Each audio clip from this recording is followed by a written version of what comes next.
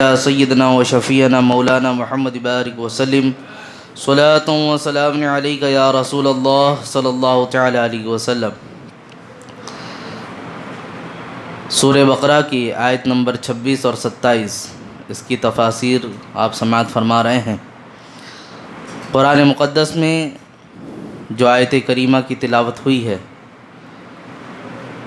اللہ تعالیٰ ارشاد فرماتا ہے ان اللہ لا یستحیی ان یضرب مثلا ما بعودۃ فما فوقها فاما الذین آمنوا فیعلمون انہ الحق من ربهم واما الذین کفروا فیقولون ماذا اراد اللہ بهذا مثلا یضل به کثیرا ویہدی به کثیرا وما یضل به الا الفاسقین۔ یہ آیت، اس کی مکمل تشریحات آپ نے سماعت فرمائی۔ پھر اس آیت کے بعد اللہ رب العزت ارشاد فرماتا ہے الذین ینقضون عہد اللہ من بعد میثاقہ ویقطعون ما امر اللہ بہ ان یوصل ویفسدون فی الارض اولئک هم الخاسرون۔ اللہ رب العزت نے ارشاد فرمایا کہ بے شک اللہ تعالیٰ کو اس بات سے حیا نہیں آتی کہ وہ مچھر یا اس سے بڑھ کر کسی چیز کے ذریعے مثال بیان فرمائے۔ مثالوں کے حوالے سے تمام گفتگو آپ نے سماعت فرمائی کہ اس کی اہمیت کیا ہے، کیا چیزیں ہیں۔ پھر فاسقین، ان کی 3 قسمیں ہوتی ہیں، آپ نے کل سماعت فرمایا تھا۔ آگے کی جو تشریحات تھی وہ تھی خاسرین کے بارے میں، کہ خسارے میں جو لوگ ہیں، قرآن مقدس میں تو یہاں فرما دیا اولئک هم الخاسرون، کہ یہی لوگ ہیں جنہیں خسارہ اٹھانا پڑے گا، یہی لوگ ہیں جو نقصان میں ہیں۔ اب احادیث میں اور قرآن میں بہت ساری ایسی جگہ آئی جن کے بارے میں قرآن مقدس خود فرماتا ہے کہ یہ فلاں فلاں لوگ یہ ایسے ہیں کہ جنہوں نے خسارہ اٹھایا۔ ان میں سے چند وہ ہیں جو باطل پر ایمان لاتے ہیں، پھر چند وہ ہیں جو شرک کرتے ہیں، چند وہ جو اللہ کی نشانیوں کا انکار کرتے ہیں، چند وہ جو مرنے کے بعد اٹھائے جانے پر حساب کتاب اللہ کی ملاقات کا انکار کرتے ہیں، پھر اس کے بعد غلط عقیدہ اختیار کرنے والے ہیں، اسلام کو چھوڑ کر دوسرے مذہب کو اختیار کرنے والے ہیں، کافروں کی پیروی میں اپنے آپ کو محو کر کے رکھنے والے، پھر اس کے بعد ہے اللہ کی خفیہ تدبیر سے نہ ڈرنے والے۔ یہاں تک کل آپ لوگوں نے اس خاسرین کے حوالے سے تشریحات سماعت فرمائی۔ اب آگے اللہ تعالیٰ ارشاد فرماتا ہے قرآن مقدس میں جن جگہوں پر یہ کہا گیا کہ لوگ خسارے میں، ان میں سے ایک پہلو یہ بھی ہے کہ جو لوگ اللہ رب العزت کے بارے میں بدگمانی پیدا کرتے ہیں، اللہ رب العزت کے حوالے سے بدگمانی رکھتے ہیں۔ اللہ ارشاد فرماتا ہے وَذَلِكُمْ ظَنُّكُمْ الَّذِي ظَنَنْتُمْ بِرَبِّكُمْ أَرْدَاكُمْ فَأَصْبَحْتُمْ مِنَ الْخَاسِرِينَ، اور یہ ہے تمہارا وہ گمان جو تم نے اپنے رب کے ساتھ کیا اور اس نے تمہیں ہلاک کر دیا، تو اب رہ گئے ہارے ہوئے میں سے۔ سورہ فصلت کی یہ آیت ہے۔ اللہ رب العزت کے بارے میں بدگمانی کرنا، اب اس کے کئی سارے پہلو ہیں۔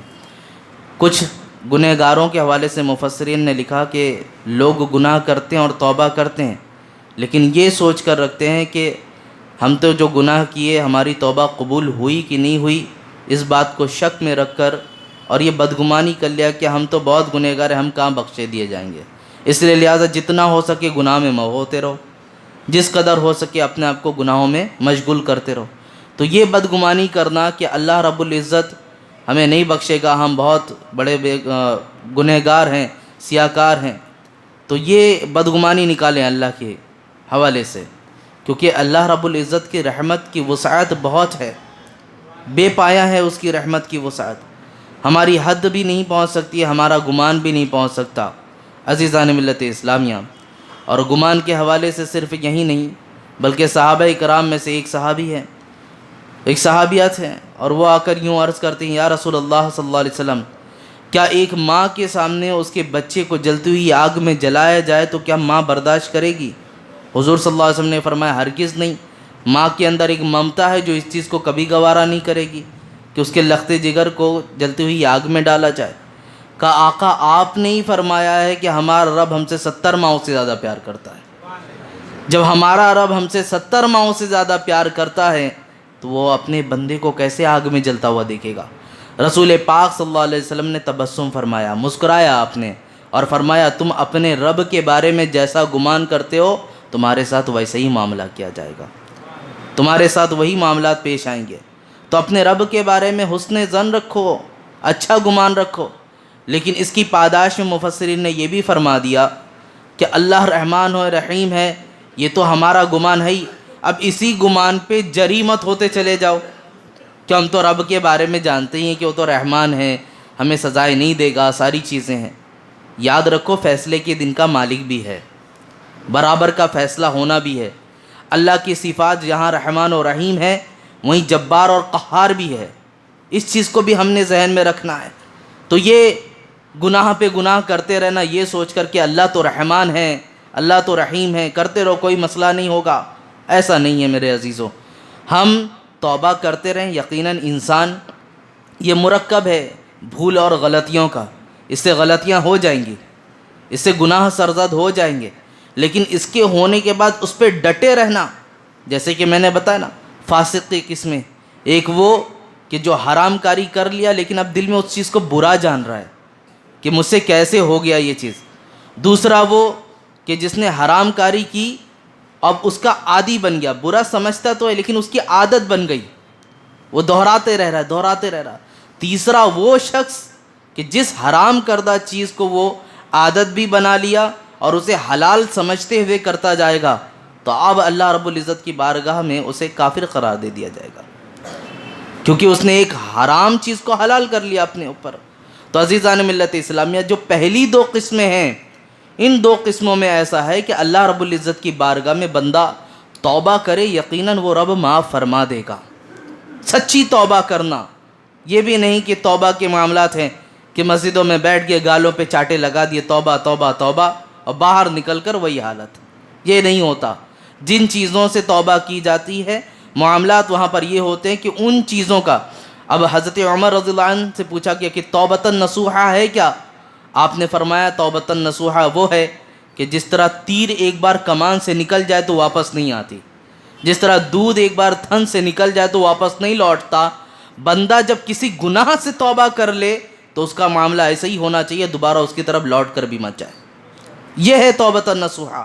تو ہمارا بھی معاملہ یہی ہونا چاہیے کہ ہم بارگاہ میں آئیں اور ہاتھوں کو اٹھا کر یہ کہتے کہ مولا فلاں فلاں گناہ ہم سے ہو گئے تو مجھے معاف کر دے، تو اس کا مطلب نہیں ہے یہاں پر آنسو نکال رہے ہیں اور باہر جانے کے بعد پھر وہی ہماری بے راہ روی ہو جائے، وہی ہماری زندگی کی رفتار بے ڈھنگی، تو یہ چیز نہیں۔ اب مثال کے طور پر بالخصوص نوجوانوں سے میں کہوں گا، آپ کی انسٹا پہ بہت ساری ریلز دیکھنے کے معاملات آتے ہیں، بہت ساری چیز کرتے ہیں، بے حیائی کے بازار وہاں پہ گرم ہیں، بہت سارے لوگ ریلز بناتے ہیں، گانے باجے سنتے ہیں، مسجدوں میں دعائیں ہو رہی ہیں، آپ بھی ہاتھ اٹھائیں، رو رو کر دعائیں کی جاتی ہے، ساری چیزیں، اے اللہ تو معاف فرما دے، ہم سے گناہ ہوا، آپ نے بھی اس پر آمین کہا اور دل کے ساتھ کہا، لیکن باہر نکلنے سے پہلے تک آپ نے جن چیزوں کے ذریعے گناہ کرنا ہے اس کو اسی میں ہی رکھا رہا، تو یہ توبہ کس طرح ہوئی؟ مثال کے طور پر جس ایپ کے ذریعے آپ گناہ کر رہے ہیں، آپ بول تو رہے ہیں کہ مولا مجھے اس گناہ سے بچا، لیکن آپ کے فون میں وہ ایپ ابھی بھی ڈاؤن لوڈ ہو کر باقی ہے، تو یہ آپ کے اندر مکمل توبہ نہیں ہوئی، کیونکہ ظاہر سی بات ہے آپ نے اسی لیے رکھا ہے تاکہ دوبارہ پھر اس کے ذریعے گناہ کیا جا سکے۔ تو میرے عزیزوں، بات یہ عرض کرنی ہے آپ کے سامنے کہ اللہ رب العزت اس کے سلسلے میں آپ بدگمانی نہ پیدا کریں، اپنا اچھا گمان رکھیں۔ دوسری چیز پھر اس کے آگے ارشاد فرماتے کہ اللہ کے ذکر سے غفلت کرنے والوں کے لیے خسارہ ہے۔ اللہ کے ذکر سے جو غافل ہیں ان کے لیے بھی قرآن مقدس میں فرمایا گیا کہ یہ خسارے میں۔ کیا فرماتا ہے قرآن؟ اللہ ارشاد فرماتا ہے یا ایھا الذین آمنوا لا تلہکم اموالکم ولا اولادکم عن ذکر اللہ ومن یفعل ذلک فاولئک ھم الخاسرون۔ بہت سارے لوگ بہانہ کرتے نا، کمائیں گے نہیں تو بچوں کو پالیں گے کہاں سے، کمائیں گے نہیں تو گھر بار کیسے چلے گا، یہ دنیا کو لے کر، معاشرتی حالت کو لے کر بہت پریشان ہوتے ہیں۔ قرآن کیا کہتا ہے صاف الفاظ میں، اے ایمان والو تمہیں تمہارا مال، تمہارے اولاد اللہ کے ذکر سے غافل نہ کر دیں، تلہکم ہلاک نہ کر دیں، ومن یفعل ذلک، اور اگر جو شخص اس طرح ہو جاتا ہے، یعنی مال کے چکر میں، اپنی اولاد کے چکر میں، فیوچر کو لے کر اتنا پریشان ہیں کہ شب و روز بس ہماری عبادتیں ہوتی ہیں یا نہیں، ہم نماز کو آتے ہیں یا نہیں. بس بچوں کی جو ہے فیوچر تابناک ہو، ہم اچھے سے ایک بار اپنے پیروں پر بچوں کو کھڑا کر دیں، یہ کھانے کمانے والے ہو جائیں، پھر ہمارا کیا ہے، ہم تو بڑھاپے میں آ کر مسجدوں میں اللہ اللہ کرنے لگ جائیں گے. یہ جملے ہوتے ہیں ہمارے. میرے عزیزوں، تم نے کتنی لمبی امیدیں باندھ رکھی ہے. کون سی امید؟ جس زندگی کا ایک سانس کا بھروسہ نہیں، ہم نے سالوں کی امید لگا رکھی ہے کہ ہم اپنے بچوں کے ساتھ ایسے ایسے معاملات کرتے رہیں گے. عزیزان ملت اسلامیہ، جو ساعت میسر آئے عبادت کی اسے جان لو اور کرتے رہو. اپنی عبادتوں کو، آج اگر آپ ظہر میں آئے ہو تو اس بات کی امید مت رکھو کہ آپ عصر تک رہو گے. اور اپنی نماز، جو بولتے ہیں نا کہ نماز میں خلوص، ہمارے لیے خشوع نہیں آتا ہے، ذہن بھٹکتا ہے، بہت اچھا طریقہ ہے. اگر آپ کو یہ کہا جائے کہ آپ کی زندگی کی یہ آخری نماز ہے تو آپ کس طرح ادا کریں گے؟ جو بھی نماز آپ کی زندگی کی آخری نماز ہو تو آپ کا کیا مطمع نظر یہ ہوگا کہ بازاروں میں کیا معاملات ہو رہے ہیں، دوستوں کے ساتھ کیا کرنا ہے، بزنس میں کتنا پروفٹ ہوا کہ نہیں ہوا، کیا کیا چیزیں، آپ کا ذہن نہیں جائے گا. آپ کا مطمع نظر یہ ہوگا کہ میں اپنے رب کو کس طرح مناؤں، میں کیسی تحلیل و تسبیح کروں، میں کس طرح رو کر اپنے رب کو مناؤں. تو یہ چیزیں اگر آتی ہیں، یقین جانیں نہ آپ کو مال غافل کر سکتا ہے، نہ اولاد کی محبت غافل کر سکتی ہے. اب اس کا مطلب یہ نہیں ہے کہ کھانا کمانا چھوڑ دیا جائے، ہرگز نہیں. یہ پہلو میں نے آپ کے سامنے رکھا. یقیناً الکاسب حبیب اللہ، ہاتھ سے محنت کرنے والا اللہ کا حبیب ہوتا ہے. حلال رزق کمانا یہ بھی عبادت ہے. بچوں کو پرورش کرنا، بیوی کو حلال لقمہ کھلانا، یہ سب عبادتوں میں ہیں. لیکن اس کی وجہ سے فرضی عبادت کو جو اللہ نے تم پر فرض رکھا ہے، ان چیزوں کو چھوڑ دینا اور اس کو زیادہ ترجیح دینا، یہ غلط ہے. یہ چیزیں غلط قرار دی گئی ہیں. تو اپنے آپ کو اس طرح محو کر کے مت رکھو کہ تم عبادتوں سے دور ہوتے چلے جاؤ. میرے عزیزوں، جب جہاں جیسا موقع میسر آئے وہاں نمازیں ادا کر لو. آج کے اس پرفتن دور میں مسلمان سے ایک ہی تقاضا ہے، وہ تقاضا یہ کہ حرام کاموں سے اپنے آپ کو بچائے رکھے اور فرض نمازوں کی عبادت کرتا رہے. اتنا، یہ نہیں کہ آپ تسبیح اٹھا لیں، مسجدوں میں لگے رہیں، یہ تو آپ کے اوپر کے معاملات ہیں. لیکن جو آپ پر ضروری رکھا گیا وہ یہ ہے. ان چیزوں پر اگر آپ کے عمل ہو جاتے تو آپ متقی ہیں. دور حاضر میں جو یہ عمل کرتا ہے وہ تقوی پرہیزگار انسان ہے. 5 وقت کی نمازوں کی پابندی کرتا ہو اور حرام کاموں سے اپنے آپ کو بچاتا ہو تو اس دور کا وہ متقی شخص ہے. نہیں ہو پاتا میاں، بڑے بڑے لوگوں سے نہیں ہو پاتا. یہ بڑے بڑے لوگوں کا تقوی یہاں پر بھسم ہو جاتا ہے. لوگوں کے سامنے الگ معاملات ہوتے ہیں اور خلوت میں جانے کے بعد ہم نے خود بھی دیکھا ہے کہ معاملات چینج ہو جاتے ہیں. نہ نماز کا پتہ ہوتا ہے، نہ روزوں کا پتہ ہوتا ہے، ساری باتیں ہی رہ جاتی ہیں. تو بہرکیف اللہ ہمیں اور آپ کو حقیقی طور پر اس کی عبادت کرنے کی توفیق دے. آگے ارشاد ہوتا ہے کہ اپنے مسلمان بھائی کو قتل کرنے والوں کے لیے خسارہ. مسلمان بھائی، یہ تو بالخصوص آیت قرآن مقدس میں جو فرمائی گئی، فطوعت له نفسه قتل اخیہ فقتلہ فاصبح من الخاسرین، تو اس کے نفس نے اسے بھائی کے قتل کا چاؤ دلایا تو اسے قتل کر دیا، وہ رہ گیا نقصان میں. یہ کس کے بارے میں ہے؟ ابھی جو آیتیں چل رہی ہیں، ان آیتوں کے بعد حضرت آدم علیہ السلام کی تخلیق کا بھی ذکر ہے سورہ بقرہ میں. ان کی تخلیق کے بعد کا ہی یہ معاملہ ہے کہ جب ایک لغزش ہونے کی وجہ سے اللہ رب العزت نے انہیں دنیا پر بھیجا اور ایک مدت کے بعد ماں حوا سے ملاقات ہوئی، تو اس کے بعد بچوں کی تولد اور ان کی ولادت کا معاملہ شروع ہوا تھا.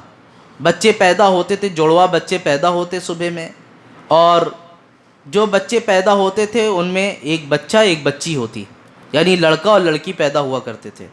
تو اس میں جو بات بتائی گئی وہ یہی کہ اسی طرح معاملہ چالو تھا. لیکن حضرت آدم علیہ السلام کی شریعت میں بھی یہ مسئلہ رکھا گیا کہ بھائی بہن تو سبھی تھے، لیکن اس دن جس دن دونوں ایک ساتھ پیدا ہوئے ہیں ان کا آپس میں نکاح جائز نہیں. اگر ان کا نکاح کرنا ہے تو ایک دن بعد یا ایک دن پہلے والا جو بھائی ہے ان سے ایک دوسرے کا نکاح کرا دیا جائے. تو اب 2 بچے پیدا ہوئے تھے اس میں، ایک حابیل ایک قابیل. قابیل یہ بڑا بھائی تھا، حابیل یہ چھوٹا بھائی. قابیل یہ بہت خوبصورت اور حابیل جو تھے خد و خال کے اعتبار سے خوبصورت تھے، لیکن بنسبت قابیل کے یہ کم خوبصورت تھے۔ اب قابیل کے ساتھ جو بہن پیدا ہوئی تھی اس کا نکاح کس کے ساتھ ہونا تھا؟ حابیل کے ساتھ۔ حابیل کے ساتھ جو بہن پیدا ہوئی تھی اس کا نکاح قابیل کے ساتھ، کیونکہ دونوں ایک وقت میں جو نکاح ہے نہیں ہو سکتا۔ ایک ہی دن میں جو دو بچے پیدا ہوئے ان کا آپس میں نکاح نہیں ہو سکتا، ایک ایک دن عدل بدل کر کے نکاح ہونا ہے۔ تو اب یہاں پر جو قابیل تھا اس کا معاملہ ایسا کہ یہ اچھی صورت بھی رکھتا تھا، اور اس کے جو رجحان تھے تقوی پرہیزگاری سے ہٹ کر لوگوں کی طرف زیادہ رہتے تھے، کھیتی باڑی کرنا، جانوروں کو چرانا، ساری چیزیں، پھل فروٹ کے معاملات کرنا، یہ زیادہ چیزیں تھیں۔ کھیتی باڑیوں پر زیادہ اس کی توجہ رہا کرتی تھی۔ اور جو حابیل تھا اس کا معاملہ یہ کہ زہد و تقوی اختیار کرنا، نرم گفتگو کرنا، اچھی سے باتیں کرنا، اور جانوروں کے ساتھ زیادہ لگاؤ تھا۔ جانوروں کو چرانا، بکریاں چرانا، یہ ان کے معاملات میں سے تھا۔ جب نکاح کا معاملہ آیا، قابیل کو کہا گیا کہ تم حابیل کی بہن کے ساتھ نکاح کرو، اور حابیل کو کہا گیا کہ تم قابیل کی بہن کے ساتھ نکاح کرو۔ تو معاملہ ایسا آیا، جو قابیل کے ساتھ پیدا ہوئی بہن تھی وہ زیادہ خوبصورت تھی، اور قابیل نے یہ کہا کہ میں اس کے ساتھ نکاح نہیں کروں گا، جو میرے ساتھ بہن پیدا ہوئی ہے میں اس کے ساتھ نکاح کروں گا۔ شریعت آدم میں کیا ہے؟ نکاح جائز نہیں۔ جس دن جس کے ساتھ جو بہن پیدا ہوئی، جو لڑکی پیدا ہوئی ہے، اس کے ساتھ اس کا نکاح جائز نہیں، یا تو اگلے دن پہلے یا تو اگلے دن کے بعد کی، اس طرح کر سکتے تھے۔ تو ضد پر آ گیا حضرت آدم علیہ السلام نے کہا میری شریعت میں یہ اجازت نہیں دیتی۔ کہا پھر کیا کیا جائے؟ ضد پر تھا۔ حضرت آدم علیہ السلام نے کہا اپنی قربانی پیش کرو، جس کی قربانی قبول ہو جائے گی اس کے معاملات اس کے حق میں دے دیے جائیں گے۔ دونوں نے اپنی اپنی جانب سے قربانی پیش کی، اور اس وقت کا معاملہ ایسا تھا کہ قربانی کے قبول ہونے کی علامت یہ تھی کہ اپنے اپنے جانور کو ذبح کر کے ایک میدان میں رکھ دو، آسمان سے آگ گرتی تھی، اور جس کے جانور کو آگ کھا جاتی تھی مطلب اس کی قربانی قبول ہو گئی، یہ علامت تھی۔ اب حابیل نے بھی قربانی کی، قابیل نے بھی قربانی کی۔ چونکہ قابیل جو تھا یہ لالچی تھا، کھیتی باڑی کا معاملہ زیادہ دیکھنا تھا، اور اس کے پاس جانور فربا بھی نہیں تھے، چاہتا تو یہ پیسے والا بھی تھا، یہ بڑے عمدہ جانور لے کے قربانی میں بھی پیش کرتا، لیکن اس نے کہا بس ایک فارمیلٹی پوری کرنی ہے، پتلا دبلا جانور لا کے ذبح کر کے رکھ دیا۔ اور حابیل جو تھا تقوی پرہیزگار، اس نے کہا دنیا ہمارے لیے تو نہیں ہے، اللہ کی بارگاہ میں قربانی کی بات آئی ہے تو فارمیلٹی نہیں پوری کرنا، بلکہ سب سے عمدہ جانور جو ہے اس نے لے آ کر ذبح کر دیا۔ اب جب آگ آئی آسمان سے تو جو آگ کا کھانا تھا کس کو کھائی؟ حابیل کے جانور کو وہ آگ جلا دی، اس کو جلا کر رکھ دی۔ تو بات یہ کہ فیصلہ اب حابیل کے حق میں ہوا۔ کہا دیکھو رب کی منشا بھی وہی ہے جو شریعت میں، تم اپنی سگی بہن کے ساتھ یعنی جو تمہارے ساتھ پیدا ہوئی ہے اس سے نکاح نہیں کر سکتے۔ بہرکیف دونوں خوشی خوشی اس وقت راضی ہو گئے۔ راضی ہونے کے بعد حضرت آدم علیہ السلام کو حکم ہوا اے آدم حج کے لیے روانہ ہو جاؤ۔ حضرت آدم علیہ السلام حج کے لیے روانہ ہو گئے۔ اب یہاں پر حابیل اور قابیل کا معاملہ ایسا کہ الگ الگ روایتیں ہیں کہ شیطان نے وسوسہ ڈالا، اور بہت ساری چیزیں، اور قتل کے جو انداز ہیں کئی طریقوں سے بیان کیے گئے۔ ایک روایت میں ایسا ہے کہ حابیل چونکہ بکریاں چراتے تھے، بکریاں چراتے چراتے ایک مقام پر گئے اور ایک ٹیلے کے نیچے انہیں نیند لگ گئی، تو قابیل کو یہ وسوسہ ڈالا شیطان نے کہ تمہارے پاس بہت اچھا موقع ہے، ایک بڑا پتھر اٹھاؤ اور لے جا کر ان کے اوپر ڈال دو، حابیل کے اوپر۔ ایک یہ روایت ہے۔ دوسری روایت یہ ہے کہ ایک لوہے کی کوئی چیز تھی، اس چیز سے مار مار کے انہیں قتل کر دیا گیا، شہید کر دیا گیا۔ تیسری روایت یہ ہے کہ گلا گھونٹا گیا۔ بہرکیف عرض اتنا کرنا ہے کہ حابیل کو قابیل نے شہید کر دیا، قتل کر دیا۔ اب شہید کرنے کے بعد معاملہ ایسا ہوا کہ اسے پتہ ہی نہیں قتل تو کر دیا ہوں یہ، اور قتل کرنے کی وجہ کیا تھی؟ شیطان نے یہی وسوسہ ڈالا کہ یہ مر جائے گا تو تم جس سے نکاح کرنا چاہتے ہو اس سے نکاح کر سکتے ہو آرام سے، پھر تمہارے لیے کوئی رکاوٹ نہیں بنے گی۔ تو قابیل نے وہ قتل کیا، اور کرنے کے بعد ایک روایت میں آتا ہے 1 سال تک اپنے پیٹھ پر اس کی باڈی کو لے کے پھرتا رہا، کیونکہ معلوم ہی نہیں تھا کہ اب مارنے کے بعد اسے کہاں پھینکا جائے، کیا کیا جائے۔ دنیا کا سب سے پہلا قتل تھا یہ، دنیا کا سب سے پہلا مرڈر، جو ہوا وہ قابل نے کیا. 1 سال تک پھرتا رہا. پھر ایک روایت میں ایک کوا آیا اڑتا ہوا, اور کوے نے مطلب 2 کوے تھے, ان کی آپس میں لڑائی ہوئی, ایک کوے کو مار دیا. تو اس کوے نے زمین کو اپنی چونچ سے کھودا اور کھود کر دوسرے کوے کو اس میں دفنا دیا. تب جب یہ معاملہ دیکھا تو اس نے کہا ہائے میں اتنا بھی نہیں کر سکتا, ایک کوے نے اپنے دوسرے کوے کو اس طرح دفنا دیا, میں بھی تو یہی کر سکتا ہوں حابیل کے ساتھ. تو قابیل نے گھڑا کھودا اور گڑھا کھودنے کے بعد اس کو بھی لے جا کر دفنا دیا.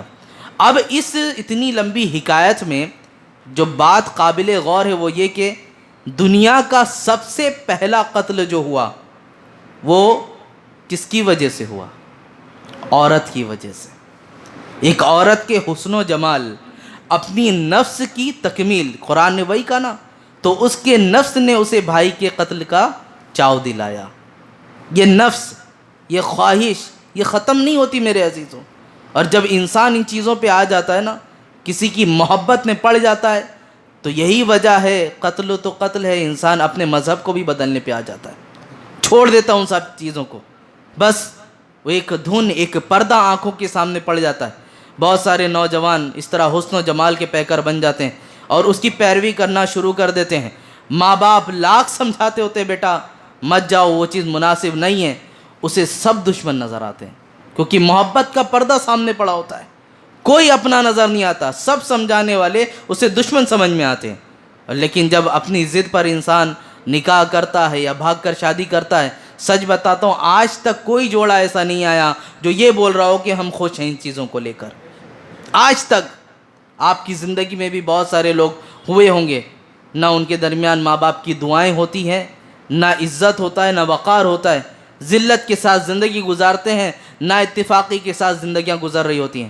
تو بہرکیف اس آیت کے ذریعے ایک چیز مفسرین یہ بھی فرماتے ہیں کہ دنیا کا سب سے پہلا قتل قابیل نے کیا.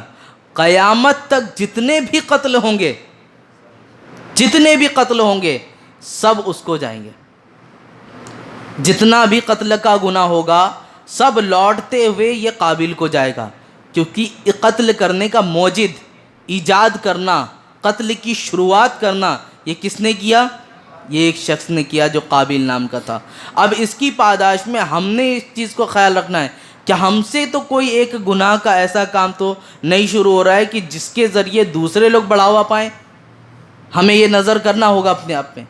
آپ دیکھیں بہت سارے لوگ ریلز بنا, میں اس پہ اس لیے بولتا ہوں کہ زمانہ جس کو لے کر آج مست ہے اس پر بات کرنی چاہیے, اس پر تذکرہ ہونا چاہیے. جو چیزیں وائرل ہو جاتی ہیں کسی کی, 10 لوگ اس کے پیچھے ویڈیوز بنانے پھر لگ جاتے ہیں. اب ہوتا کیا ہے, آپ نے تو پہلے گناہ کیا ہی کیا, جو دیکھ رہا ہے وہ بھی گناہ گار ہو رہا ہے, اور جو آپ کی پیروی کرتے ہوئے اس چیز کو فالو کر رہا ہے وہ بھی گناہ گار ہو رہا ہے. سب کا گناہ سمٹ کر کہاں گیا؟ سب کا گناہ سمٹ کر آپ کو ہی آتا ہے. تو میرے عزیزو, جس طرح گناہ کا پہلو ہے کہ ایک کے بعد دیگرے پہنچتا ہے سب کے بعد, اس کا دوسرا پہلو نیکیوں کا بھی ہے. جب ایک بندہ کوئی نیکی کرتا ہے, مثال کے طور پر میں نے آپ کے سامنے کوئی اچھی حکایت پیش کی, کوئی نصیحت کی یا کوئی آیت سکھائی, کچھ بھی ایک مسئلہ سکھا دیا, آپ نے وہ مسئلہ سیکھا, آپ نے سیکھ کر دوسرے کو سکھایا, دوسرے نے تیسرے کو سکھایا, اور یہ معاملہ چلتا رہا, تو یہ معاملہ آپ تک تو آئے گا, مجھ تک بھی آئے گا, اور میں نے جس سے سیکھا وہ اس تک بھی جائے گا. یہ ثواب سب کو پہنچے گا. تو جس طرح گناہ کے معاملات ہیں اسی طرح ثواب کے بھی معاملات ہیں میرے عزیزوں. تو بات یہ عرض کرنی ہے کہ اپنے بھائی کو قتل کر دینا, یہ ساری چیزیں بہت بڑا گناہ ہے. انسان سوچتا ہے, انسان کا معاملہ ایسا ہے کہ وہ سوچتا ہے کہ ہم اپنے جسم کے مالک ہیں. دوسروں کو قتل کرنا, یہ ایک بات یاد رکھیے, اللہ نے ہمیں زندگی دی یہ امانت کے طور پر ہے, ہم اس میں کمی بیشی نہیں کر سکتے. یہاں تک کہ مسائل میں سے یہ بھی ہے, ہم اپنے جسم کے پارٹس کسی کو ڈونیٹ نہیں کر سکتے, حرام ہے یہ کرنا, کیونکہ یہ امانت میں سے ہے. ہم اپنے جسم کے پارٹ ڈونیٹ نہیں کر سکتے کسی کو, کیسے بھی معاملات آ جائیں, تو یہ حرام ہے. وجہ کیا ہے؟ یہ امانت کے طور پر ہے تمہارے پاس. جب یہ جسم کے حصے امانت کے طور پر ہیں تو مجھے بتائیے یہ پوری جان امانت ہے کہ نہیں ہے؟ یہ پوری جان امانت ہے یا نہیں ہے؟ جو لوگ دنیا کو حقیر سمجھتے ہوئے اور اپنے آپ کو اچاٹ کرتے ہوئے جاتے ہیں، سوسائڈ کر لیتے ہیں، کبھی گاڑی کے سامنے کود گئے، کبھی اپنے آپ کو آگ لگا دیا۔ یہ سارے لوگ جو اپنی جانوں کو گنوا دیتے ہیں، ان کے لیے صراحت کے بارے میں قرآن مقدس حدیث مبارکہ میں فرما دیا گیا، جو لوگ آتم ہتیا کرتے ہیں، سوسائڈ کرتے ہیں، جو اپنے آپ کو خودکشی کر لیتے، مار لیتے ہیں، ان سب کے لیے جہنم ہے، ان سب کے لیے جہنم ہے۔ لہٰذا اب ان پہلو پر غور کرنا ہے، ان سب چیزوں کو دیکھنا ہے، نہ کسی کو تمہارے ذریعے قتل کرنا ہے اور نہ ہی تمہارے ذریعے تمہیں خود میں تکلیف میں لانا ہے۔ اب بہت سارے فقہائے کرام خودکشی کے ایک معاملات یہ بھی لیتے ہیں کہ جو نشے کی چیز ہوتی ہے، نشے کی چیز، کہا گیا کہ ایک خودکشی وہ ہوتی ہے کہ انسان اپنے آپ کو کھنجر مارا، آگ لگایا اور فوراً مر گیا، اور ایک خودکشی وہ ہوتی کہ زہر کھا لیا اور آن کی آن میں موت نہیں آئی، تھوڑا تڑپا، تکلیف ہوئی، علاج کرایا، لیکن زہر کا اثر پھر عود کر کے آیا، لوٹ کر کے آیا، اور پھر اسی حالت میں وہ مر گیا، تو گویا وہ بھی خودکشی ہی کیا ہے، کیونکہ وجہ وہی بنی ہے اس کی۔ اب میں اس کی بات اگر آپ کو دوسری اچھی طور پر کہوں تو ایک جھومنے والی بات آئے گی۔ قرآن کہتا ہے وَلَا تَقُولُوا لِمَنْ يُقْتَلُ فِي سَبِيلِ اللَّهِ أَمْوَاتٌ بَلْ أَحْيَاءٌ۔ قرآن کہتا ہے کہ انہیں مردہ مت کہو جو اللہ کی راہ میں قتل کیے جائیں۔ یہ تو صاف صاف ہے۔ اب لوگوں کو اگر کہا جائے کہ نبی کو مردہ مت کہو، کہتے کہاں لکھا ہے؟ ہم انہیں کہتے کہ قرآن و حدیث میں کہا قرآن میں تو شہیدوں کے بارے میں ہے کہ جو اللہ کی راہ میں قتل کیا جاتے وہ زندہ ہیں، نبی کے بارے میں کہاں ہے؟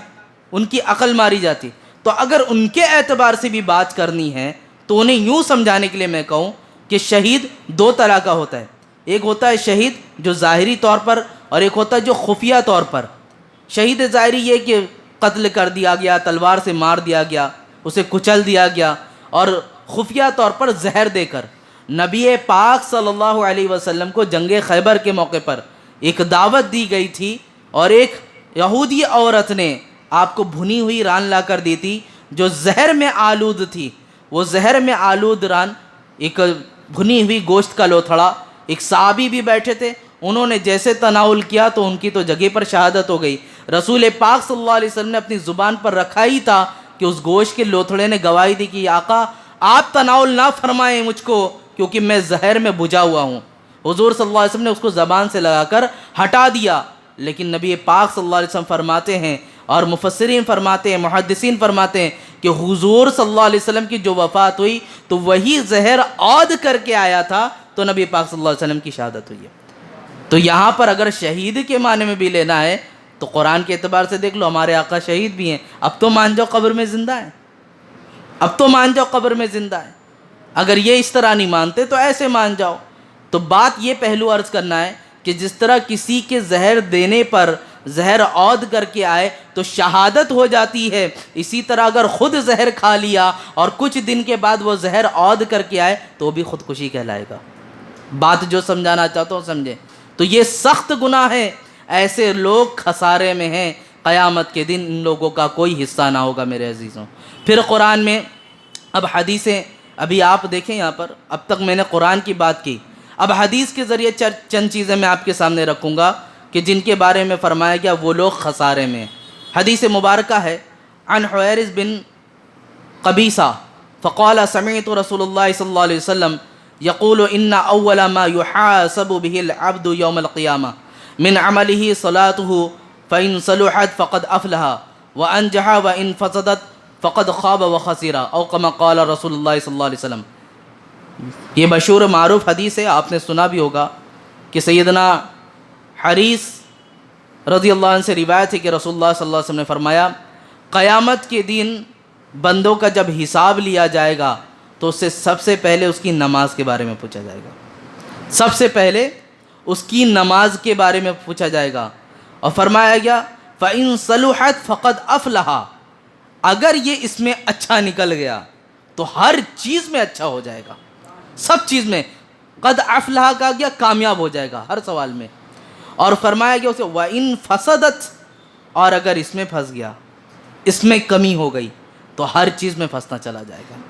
روز محشر کے جاں گداز بود، اول پرشش کے نماز بود، محشر کا دن جو کہ جانوں کو پگھلانے والا ہوگا، سب سے پہلے جو پوچھ تاچھ ہوگی وہ ہم سے ہماری نمازوں کے بارے میں ہوگی۔ بچپن سے ہر کوئی جو آپ کے سامنے یہ بات پیش کرتا ہے نماز پڑھیں نماز پڑھیں، نہ آپ کے نماز پڑھنے سے کسی کو فائدہ ہونے والا ہے، نہ کسی کا گھر بار چلنے والا ہے۔ آپ اپنے لیے عبادت کریں گے، آپ کو جواب دہ خود ہونا ہے۔ آپ قبر میں تنہا اپنے لیے جائیں گے، آپ کے معاملات آپ سے پوچھے جائیں گے۔ ہماری تو ذمہ داریاں ہوتی ہیں، یا آپ کے بڑے اگر آپ کو بولتے ہیں کہ پڑھیں تو وہ اس لیے نہیں ہوتا، ان کو کوئی اوپر سے رقم ملنے والی ہے اس چیز کو۔ یہ ساری ذمہ داریاں ہیں۔ ہر شخص اگر آپ کو سمجھا رہا ہے اور اس کی ترغیب دلا رہا ہے تو اس کی وجہ یہی ہے۔ قرآن نے بہت ساری جگہوں پر جو ارشادات فرمائے، آپ بہت سارے احکام دیکھ لیں، حج کے معاملات، روزوں کے معاملات، ایک ہی بار کہا گیا ختم ہو گیا ہے۔ لیکن آپ نماز کو اٹھا کر دیکھیں، ہر پارے میں نماز کا حکم ملے گا، ہر پارے میں آپ کو جا کر دیکھیں، تقریباً جگہ جگہ پر آپ دیکھیں گے کہ نماز قائم کرو نماز قائم کرو، آپ کو بولا جاتا ہے۔ وجہ کیا ہوتی ہے؟ سب سے پہلا عمل ہے یہ جو پوچھا جائے گا محشر کے دن۔ اور ہمیں لگتا ہے کہ آج ہمارا حال ایسا ہے کہ ہم سب سے زیادہ اسی میں قاصر ہیں، کسی دوسری چیز کی نوبت آئے نہ آئے، کوئی دوسری چیز ہم نے ادا کیا نہیں کیا، لیکن اس میں ہم پھنس جائیں گے۔ ماہ سیام آپ کے درمیان ہے، لوگ کثرت کے ساتھ مسجدوں میں آتے ہیں، موقع ملتا ہے آپ کو۔ اس دوران آنے کے بعد صرف یہ نہ کریں کہ مسجدوں کو اپنے سونے کی جگہ بنا لیں، مسجدوں کو بات کرنے کی جگہ بنا لیں۔ ہمارا نوجوان کچھ ہوتا ہے کہ باہر بہت گرم ہے، چلو مسجد میں بیٹھیں گے، یہ پلاننگ کر کے آتا ہے۔ ٹھیک ہے، آپ اعتکاف کی نیت سے آ کر بیٹھیں، یقیناً اللہ آپ کو اس نیت کا بھی ثواب دے گا۔ لیکن اگر آپ آئے ہیں تو تھوڑا ایک حساب بھی لگا لیں، اس سال ہم نے کتنی نمازیں چھوڑی ہیں، ہم نے کتنی نمازیں ترک کر دی۔ اور بہت سہولت ہے آپ کے لیے، آپ کو عام نمازوں میں سنت بھی پڑھنا پڑتا ہے، نوافل بھی آپ پڑھتے ہیں، ساری چیزیں ہیں، سنت موقدہ ہے، سنت غیر موقدہ سب پڑھتے ہیں۔ لیکن جب قضائے عمری کرنی ہوتی ہے تو صرف فرض پڑھنا ہے، صرف فرض اور عشاء کی واجب، اور نہ سنت پڑھنی ہے، سنت کی بھی قضا نہیں، نوافل کی بھی قضا نہیں، آپ کو صرف فرض ادا کرنا ہے۔ آپ اگر ٹوٹل مار کے دیکھیں گے کہ فجر سے لے کر عشاء تک کتنی رکعتیں ہوتی ہیں، میرے خیال سے آپ کو آدھا گھنٹہ بھی نہیں لگے گا، آپ ایک دن کی نماز ادا کر لیں گے۔ پڑھنے والے تو اور سورت کے ساتھ بھی پڑھتے ہیں، میں نے بہت زیادہ بولا ہے، تو آپ ایک گھنٹے میں چاہیں تو 4-5 دن کی نماز ادا کر سکتے ہیں، اور 6 دن میں چاہیں تو اپنے مہینے بھر کی نماز ادا کر سکتے ہیں۔ تو جب 6 دن میں مہینے کی بھر کی نماز ہو جائے گی تو آپ اندازہ لگا لیں، اس طرح جب آپ عادت بنائیں گے۔ اور ایک بات بتاتا ہوں میں، جب کسی چیز کی بھرپائی ہو جاتی ہے نا تو اس چیز کے اندر کمی آنے میں دل مچلتا ہے، یہ سچ کہتا ہوں میں۔ آپ قضا پوری کر کے دیکھو، جب آپ اپنے ایک حساب ایک گمان کے اعتبار سے قضا کو پوری کر لیں گے، نماز کو پوری پڑھ لیں گے، اس کے بعد آپ کا حال ایسا ہوگا کہ جب آپ نے پورا کر لیا، ایک نماز بھی جائے گی نا آپ مچل جائیں گے، نہیں میں نے نماز نہیں چھوڑنی ہے، بڑی مشکل سے سب پورا کیا۔ اور ہمارے یہاں حال ایسا ہے، آپ کو میں بتاؤں، توبہ